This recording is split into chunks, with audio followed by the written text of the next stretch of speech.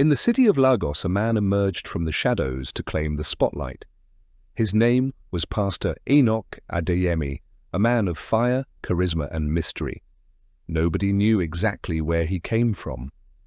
Some said he was once a street preacher in Mushin. Others claimed he returned from Ghana after a long fast on a mountain. But what everyone agreed on was this: Pastor Enoch was no ordinary preacher. He began small, just a ragged tent beside a busy junction, preaching with a cracked microphone and the kind of hunger that pulled people in. He had a way with words. His voice was deep, commanding, and full of raw emotion. He could quote scriptures backwards and make them sound like personal prophecies. Women cried when he preached, men trembled, children stared as if they were looking at something between a man and a god. Within a year, the tent turned into a hall. Within 2 years, the hall transformed into a mega church. He called it Fire Temple of Grace Ministries International. The congregation grew from 20 to 2,000. Politicians started showing up in disguise. Celebrities sent their tithes in envelopes marked anonymous. People lined up every Sunday like they were entering heaven's gate. Pastor Enoch was the star of the pulpit, tall, dark-skinned, with eyes that seemed to look right into your soul. He wore custom-made suits, always smelled of expensive cologne, and never repeated an outfit twice. But it wasn't just his appearance that made people submit to him. It was his power, or what they believed was power. He healed the sick. He cast out demons. He prophesied bank account numbers, phone passwords, and the names of people's enemies. It was mesmerizing. Women were particularly drawn to him. Young ladies, married women, widows, and even grandmothers flocked to the church clutching their Bibles and their burdens. Pastor Enoch created a special prayer clinic every Wednesday for women only. It was marketed as a safe space for emotional and spiritual healing, but rumors began to spread, quietly at first. Some women came out of those sessions glowing, smiling strangely. Others began missing church after 1 or 2 visits. And then came the pregnancies, unexplained, untraceable, yet multiplying among the female members. Still no one spoke up. No one dared. Because Pastor Enoch wasn't just a preacher. He was Papa, the oracle, the voice of God on earth. To question him was to question heaven. Those who whispered were shamed. Those who complained were labeled demonic. Fear and blind faith became the silent ushers of the church. The power got to him, and fast. He walked like a king and talked like a prophet. People knelt to greet him. His birthday was celebrated like a national holiday. He called himself God's battle axe, and the people believed it. They gave him their trust, their tithes, their secrets, and slowly he began to take their lives. But behind the miracles, behind the speaking in tongues and dramatic healings, Pastor Enoch was building an empire on lies, lust, and manipulation. His hands were no longer holy. They were hungry. And the hearts he stole were only the beginning. The whispers began like a breeze, soft, uncertain, and easily ignored. But in time they grew into a storm that even the strongest anointing oil couldn't silence. It started with Sister Loveth. She was newly married and known for sitting on the front row with her Bible pressed to her chest like a shield. Her husband, Michael, was a simple teacher with modest means and a deep love for God. They had been trying for a baby for over 3 years, praying, fasting, and even visiting fertility clinics. Nothing worked. Until Loveth began private sessions with Pastor Enoch. It was meant to be spiritual counseling, just prayer and guidance. But after her 3rd visit, Loveth stopped attending church with her husband. Instead, she began receiving private rides home in one of the pastor's sleek black SUVs. She started dressing differently: bold makeup, high heels, designer bags. The quietness in her spirit had been replaced with a strange glow. People assumed she had finally broken through in prayer. 3 months later, she was pregnant. Her husband rejoiced. Finally, their miracle had come. But the joy didn't last. One night, while she was asleep, Michael found a hidden phone in her purse. Curious, he checked it, and what he saw shattered his world. There were voice notes, intimate ones, and messages from Pastor Enoch. "Don't forget what I told you, baby girl. That child is special. It carries power. My seed is not ordinary." Michael didn't confront her immediately. He went to the church, hoping to speak with the pastor directly, man to man. But the guards stopped him at the gate. The next day, he received a threatening anonymous message. "Touch God's anointed and see if you won't end up in jail." Within a week, Michael was arrested, framed for allegedly threatening the life of a clergyman. The case was backed by fake witnesses, all members of the church. Even his landlord testified against him. Pastor Enoch's friends in the police made sure no one listened to his side of the story. He was sentenced to 6 months in prison for a crime he never committed. Loveth never visited. She had moved into a new apartment provided by the church, with other chosen women. And she wasn't the only one. Soon, more ladies began to show signs. Morning sickness, bloated stomachs, unexplained disappearances. Some were single, others married. A few were university students, still living under their parents' roof. But all had one thing in common. They had been impregnated by Pastor Enoch, and none of them would speak about it. One day, a particular father, Mr. Desmond, a respected banker, and father of a beautiful 22-year-old chorister named Amanda, marched into the church compound. He had discovered Amanda's pregnancy after weeks of her behaving strangely. When she finally broke down in tears and confessed that the pastor was responsible, Desmond lost his mind. He stormed into the church during a weekday service, screaming, calling Pastor Enoch a devil, a thief in priestly garments. Some of the members tried to restrain him, but he pushed through. "You defiled my daughter. You lied to her in the name of deliverance, and now you've made her a mother at 22. Pastor Enoch never raised his voice. He didn't even look surprised. He simply walked forward calmly and whispered something into the ears of 2 ushers. That evening, Desmond was arrested at his home. The charge, fraud, at his workplace. False documents were submitted to his office the same day, evidence he never saw coming. Within 72 hours, he was suspended, disgraced, and replaced. The message was loud and clear. No one challenges the oracle and walks away untouched. Amanda never spoke about the incident again. She left Lagos a few weeks later. Some said she was sent abroad. Others said she had a miscarriage. No one really knew, but the fear in the church deepened. The women stopped asking questions. The men stopped challenging anything. People learned to clap louder, kneel deeper, and pay bigger tithe, just to stay safe, because by now everyone understood something terrible and undeniable. This wasn't a church anymore. It was a kingdom. And Pastor Enoch was no longer just a man of God. He was a God among men. The walls of Fire Temple of Grace Ministries had grown thicker, not just with money, but with something far darker, fear. Pastor Enoch's reputation was no longer just one of miracles and prophecies. It was one of retribution. His influence stretched beyond the church walls. He had friends in high places, his whispers were heard in government offices, and his reach into law enforcement was absolute. People whispered about how he always seemed to know the secrets of the rich and powerful, the sins they tried to bury, and the deals they made in darkness. Some said he used this knowledge to control them, to make them bow down before him, whether through financial gain or through blackmail. It wasn't just the women anymore, it was anyone who dared question him. And one person who was about to truly feel his wrath was Pastor Enoch's right-hand man, Brother Tunde, a man who had served him faithfully for years and believed in the ministry with all his heart. Tunde had always been the enforcer, the one who dealt with the unruly members, the ones who were too curious for their own good.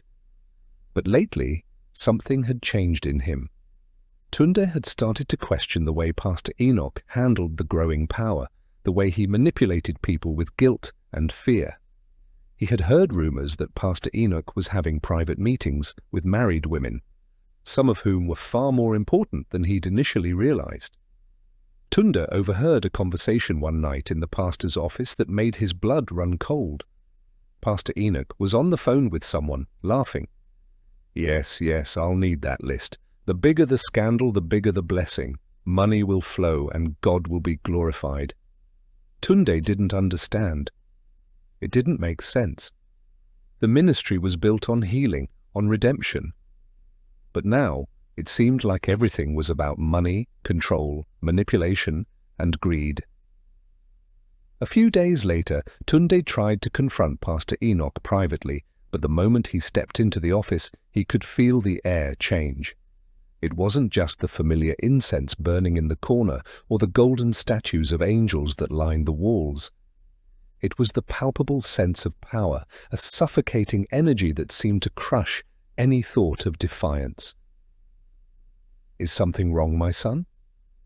Pastor Enoch's voice was calm, almost too calm. Tunde hesitated but then spoke the truth. Papa, I don't understand. You've gone too far. You're using the women. You're using us. This isn't what we're supposed to be doing. Pastor Enoch leaned back in his chair, his smile never fading. He didn't respond immediately. Instead, he let the silence hang between them, thick with tension. Tunde, my son, Pastor Enoch said finally, his voice like honey, sweet but poisonous. The road to salvation is narrow, but the road to power, that's the one most people will never walk. You see, what you call manipulation is my anointing. What you see as control is divine order. Tunde felt a chill in his spine. He suddenly realized that Pastor Enoch didn't believe in redemption for anyone but himself. Everyone was a tool to be used. That was the last time Tunde spoke up. Soon after, he was sent on an important mission out of Lagos, and nobody heard from him again. His disappearance was written off as a business trip to the United States, but those who were close to him knew something else. He was gone, and it was the pastor's doing. But not everyone was so easily subdued. Charles Okeke, a wealthy businessman, had been one of the first to donate large sums to Fire Temple of Grace Ministries. His money had funded the expansion of the church's luxurious new wing, the state-of-the-art sound system, and the lavish renovations to the pastor's private office. But Charles was also an ambitious man, a man used to controlling the boardrooms and making deals in the shadows. When Charles's beautiful wife, Esther, a prominent member of the church's women's choir, began showing signs of pregnancy after one of her private counseling sessions with Pastor Enoch, things took a turn. Esther was no stranger to Pastor Enoch's charms, and she had been swept into his web long ago, as many had been. But Charles, unlike most men, wasn't willing to sit quietly by while his life was stolen from him. One afternoon, Charles confronted Pastor Enoch after a service. The pastor was sitting in his plush office chair, reading through some papers when Charles burst in. His eyes were filled with rage. "How dare you, Enoch? How dare you take what's mine?" The pastor looked up slowly, his expression calm, his lips curling into that signature smile. He leaned back in his chair, exhaling slowly. "Charles, my brother," he said, the tone in his voice sweet as honey. "I understand your frustration. But this is not a matter of man's will, it's God's will. Esther is chosen, and now that child she carries will be a blessing to the ministry." Charles's face turned red with fury. "I'll expose you, Enoch. You and your lies. I'll burn your empire to the ground." Pastor Enoch's smile faltered just for a moment, and then, in an instant, his demeanor changed. The warmth in his eyes turned cold, calculating. "You're free to try, my friend, but you will not survive. The Lord will strike down those who try to challenge his anointed, and I have ways of making sure your hands are tied before you even take the first step." Before Charles could respond, Pastor Enoch glanced at his phone quickly. His fingers flew over the screen, sending messages with terrifying precision. Then, with a serene smile, he added, "You'll find that your company is under investigation for tax evasion. Your business partners will turn their backs on you. Your reputation will be ruined." Charles didn't know it yet, But Pastor Enoch had already set the wheels in motion. The police were about to come for him. Within days, Charles was arrested for fraud, his assets seized, and his company dissolved. His business partners abandoned him, and no one in the church dared to speak up for him. His name was smeared in the media as a criminal, all while Pastor Enoch sat on his throne untouched. The power of fear had been cemented. People began to understand that questioning Pastor Enoch, even just once, was the equivalent of signing their own fate. As the months passed, Pastor Enoch's empire continued to grow, and so did his hunger for power. His followers, those loyal to him and his so-called divine vision, were forced into complete submission, either through fear or through manipulation. The church, now more of a cult than a place of worship, continued to thrive with donations pouring in from every direction. But the cracks in the foundation were starting to show. Even the faithful began to feel the unease creeping into their bones. There were whispers, still, in the dark corners of the church.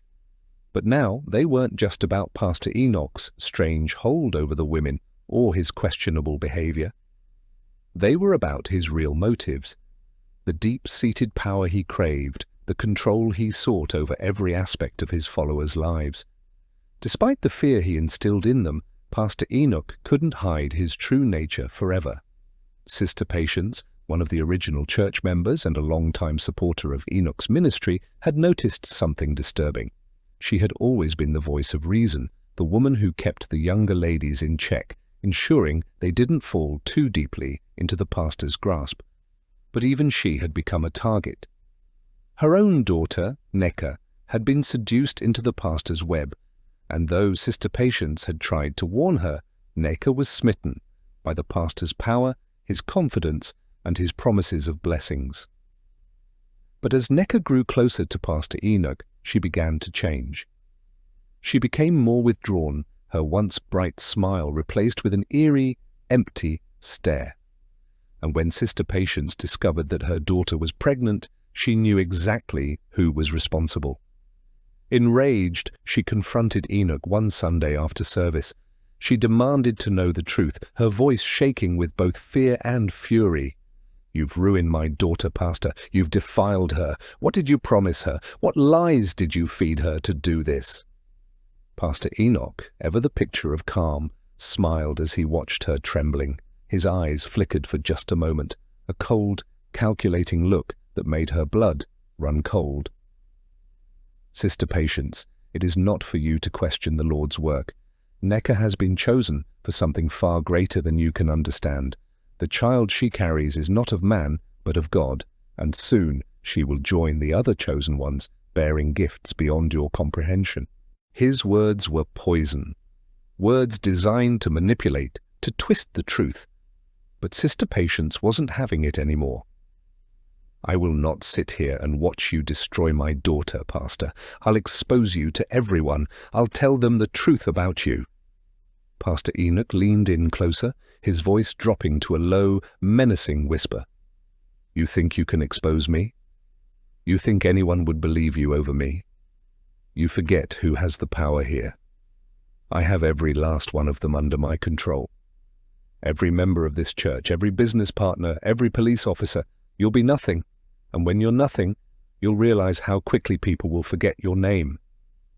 Sister Patience froze. She felt the weight of his words settle like a stone in her chest. He was right. No one would believe her, not after everything he had done to manipulate the truth, to keep the church under his thumb. But there was a deeper fear settling in. A fear that Enoch wasn't just using the women, he was using everyone. And he had plans to use her too. Within days of the confrontation, Sister Patience's life was turned upside down. Her job at the local bank, which she had worked at for over 15 years, was suddenly in jeopardy. She was accused of embezzling funds, a crime she hadn't committed. The evidence, fake and fabricated, was plastered all over social media. The bank fired her, and her reputation was tarnished beyond repair. Meanwhile, Neka, the daughter she had tried so hard to protect, vanished. No one knew where she went, but the rumors spread fast.